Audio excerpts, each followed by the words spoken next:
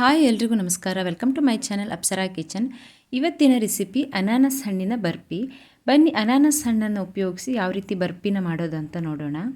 ಅನಾನಸ್ ಬರ್ಫಿ ಮಾಡೋದಕ್ಕೆ ನಾನು ಒಂದು ಕಾಲು ಭಾಗದಷ್ಟು ಅನಾನಸನ್ನು ಈ ರೀತಿ ಚಿಕ್ಕದಾಗಿ ಕಟ್ ಮಾಡಿ ಅದನ್ನೊಂದು ಮಿಕ್ಸಿ ಜಾರಿಗೆ ಹಾಕಿ ಒಂದು ಸ್ವಲ್ಪ ನೀರು ಹಾಕಿಬಿಟ್ಟು ಅದನ್ನು ರುಬ್ಕೊಳ್ತೀನಿ. ರುಬ್ಕೊಂಡಿದ್ದಾಗಿದೆ. ಇವಾಗ ನೋಡಿ, ಅನಾನಸ್ ಹಣ್ಣು ಈ ರೀತಿಯಾಗಿ ನುಣ್ಣಿಗೆ ಪೇಸ್ಟ್ ಥರ ಆಗಿರಬೇಕು, ಎಲ್ಲೂ ಗಂಟುಗಳಿರಬಾರ್ದು, ಆ ರೀತಿ ಪೇಸ್ಟ್ ಆಗಿರಬೇಕು. ಇವಾಗ ಇದನ್ನು ಒಂದು ಫಿಲ್ಟರ್ ಸಹಾಯದಿಂದ ಫಿಲ್ಟರ್ ಮಾಡ್ಕೊಳ್ತೀನಿ. ನೋಡಿ, ಉಳಿದಿರುವಂಥ ನಾರುಗಳೆಲ್ಲ ಸಪ್ರೇಟ್ ಆಗಿಬಿಡುತ್ತೆ. ಇದನ್ನು ಇವಾಗ ಸಪ್ರೇಟ್ ಮಾಡಿಬಿಡೋಣ. ಇವಾಗ ಅದಕ್ಕೆ 4-5 ಸ್ಪೂನ್ ಆಗುವಷ್ಟು ಕಾರ್ನ್ ಫ್ಲೋರನ್ನು ಹಾಕ್ಕೊಳ್ತಾ ಇದ್ದೀನಿ. ಸಪೋಸ್ ನಿಮ್ಮ ಹತ್ರ ಕಾರ್ನ್ ಫ್ಲೋರ್ ಇಲ್ಲ ಅಂತಂದರೆ ಮೈದಾನಾದರೂ ಹಾಕ್ಕೊಳ್ಳಿ. ಇದನ್ನು ಚೆನ್ನಾಗಿ ಮಿಕ್ಸ್ ಮಾಡ್ಕೋಬೇಕು, ಎಲ್ಲೂ ಲಂಪ್ಸ್ಗಳಿರಬಾರ್ದು, ಆ ರೀತಿ ಚೆನ್ನಾಗಿ ಮಿಕ್ಸ್ ಆಗಿರಬೇಕು. ಇವಾಗ ಅದಕ್ಕೆ 1.5 ಕಪ್ ಆಗುವಷ್ಟು ಸಕ್ಕರೆನ ಹಾಕ್ಕೊಳ್ತಾ ಇದ್ದೀನಿ. ಸಕ್ಕರೆನ ನೀವು ಹೆಚ್ಚು ಕಡಿಮೆ ಮಾಡ್ಕೋಬಹುದು. ಸ್ವಲ್ಪ ಜಾಸ್ತಿ ಸ್ವೀಟ್ ಬೇಕಂತಂದರೆ ಜಾಸ್ತಿ ಸಕ್ಕರೆನ ಕೂಡ ಹಾಕ್ಕೋಬಹುದು. ನೋಡಿ, ಇದನ್ನು ಕೂಡ ಚೆನ್ನಾಗಿ ಮಿಕ್ಸ್ ಮಾಡ್ಕೊಳ್ತಾ ಇದ್ದೀನಿ. ಇವಾಗ ಒಂದು ಪಾತ್ರೆ ಇಟ್ಬಿಟ್ಟು ಅದಕ್ಕೆ ಈ ಮಿಕ್ಸ್ ಮಾಡ್ಕೊಂಡಿರುವಂಥ ಅನಾನಸ್ ಹಣ್ಣಿನ ಸಿರಪ್ ಏನಿದೆ ಅದನ್ನು ಹಾಕ್ಕೊಂಡು ಮೀಡಿಯಮ್ ಟು ಹೈ ಫ್ಲೇಮಲ್ಲಿ ಈ ರೀತಿ ತಿರುಗಿಸ್ತಾ ಇರಬೇಕು. ಕೈ ಬಿಡಬಾರ್ದು, ಈ ರೀತಿ ತಿರುಗಿಸ್ತಾನೆ ಇರಬೇಕು, ಇಲ್ಲಾಂತಂದರೆ ಅದು ಉಂಡೆಗಳಾಗ್ಬಿಡುತ್ತೆ. ಒಂದು ಸ್ವಲ್ಪ ಹೊತ್ತು ತಿರುಗಿಸ್ತಾ ಆಮೇಲೆ ಸ್ವಲ್ಪ ಗಟ್ಟಿಯಾಗುತ್ತೆ, ಟ್ರಾನ್ಸ್ಪರೆಂಟ್ ಕಲರ್ ಬರುತ್ತೆ. ಆ ಟೈಮಲ್ಲಿ ಫುಡ್ ಕಲರ್ ಹಾಕ್ಕೊಳ್ಳಿ. ಫುಡ್ ಕಲರ್ ಇಲ್ಲ ಯೆಲ್ಲೋ ಪೌಡ್ರ್ ಕೂಡ ಹಾಕ್ಕೋಬಹುದು. ನೋಡಿ, ಈ ರೀತಿಯಾಗಿ ಗಟ್ಟಿ ಆಗ್ತಾ ಬರುತ್ತೆ.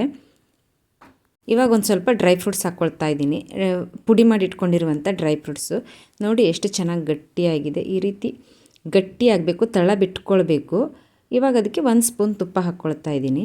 ನೋಡಿ, ಈ ರೀತಿ ತಿರುಗಿಸ್ತಾ ತಳ ಬಿಟ್ಕೊಳ್ಳೋಕೆ ಸ್ಟಾರ್ಟ್ ಆಗುತ್ತೆ. ಆ ಟೈಮಲ್ಲಿ ಸ್ವಲ್ಪ ಗಟ್ಟಿ ಆಗುತ್ತೆ, ನಿಮ್ಗೆ ಗೊತ್ತಾಗುತ್ತೆ ಗಟ್ಟಿ ಆಗ್ತಾ ಇರೋದು. ಕಂಪ್ಲೀಟಾಗಿ ರೆಡಿ ಆಗಿದೆ. ಇವಾಗ ಇದನ್ನೊಂದು ಶೇಪ್ ಇರೋ ಪಾತ್ರೆಗೆ ಟ್ರಾನ್ಸ್ಫರ್ ಮಾಡ್ಕೊಳ್ಳೋಣ. ನಾನೊಂದು ಸ್ಕ್ವೇರ್ ಶೇಪಿಂದು ಬಾಕ್ಸನ್ನು ತೊಗೊಂಡಿದ್ದೀನಿ.